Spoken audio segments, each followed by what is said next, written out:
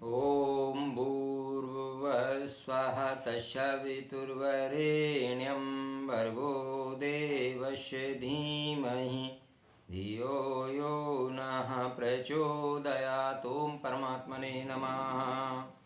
निध्यारयातुं चेष्टितुं वापि याचित्तं न प्रवर्तते निनिर्मितमिदं किन्तु निध्यारयति विचेष्टिते।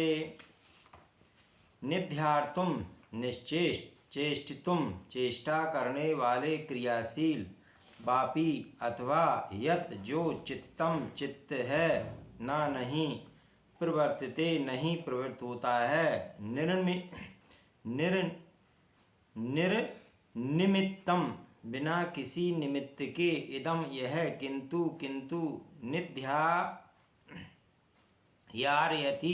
अपनी जगह दृढ़ अर्थात स्थित हुआ, विचेष्टिते चेष्टा करता है।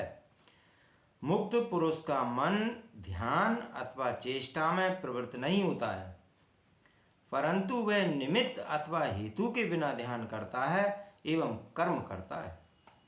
करने का भाव मात्र अहंकार है। अभिमानी ही पहले उद्देश्य निश्चित करता है, फिर कर्म में प्रवृत्त होता है। अहंकार बिना उद्देश्य के कर्म कर ही नहीं सकता है। अहंकार बिना उद्देश्य के कर्म कर ही नहीं सकता है। उसे फल की चाह होती है जिससे उसकी इच्छा की तृप्ति हो सके। बिना फल की अभिलाषा के किया गया कर्म वह निरर्थक मानता है, उसका उसके लिए कोई मूल नहीं होता है। इस प्रकार अज्ञानी सब कुछ चेष्टा से ही प्राप्त करना चाहता है। चेष्टा मात्र अहंकार वश होती है।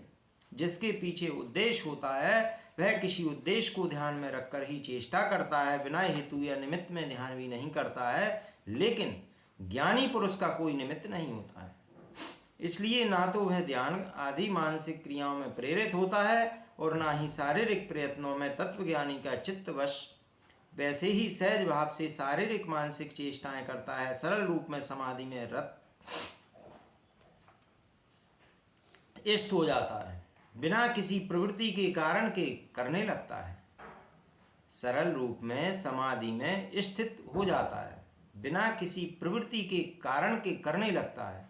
महर्षि इस सूत्र में तत्वज्ञानी के सहज कर्मों के विषय में बतला रहे हैं। महर्षि के शब्दों में ज्ञानी का अर्थ होता है कोई इच्छा नहीं, कोई आकांक्षा नहीं, कोई निमित्त नहीं, बस सहज हो जाना चाहिए।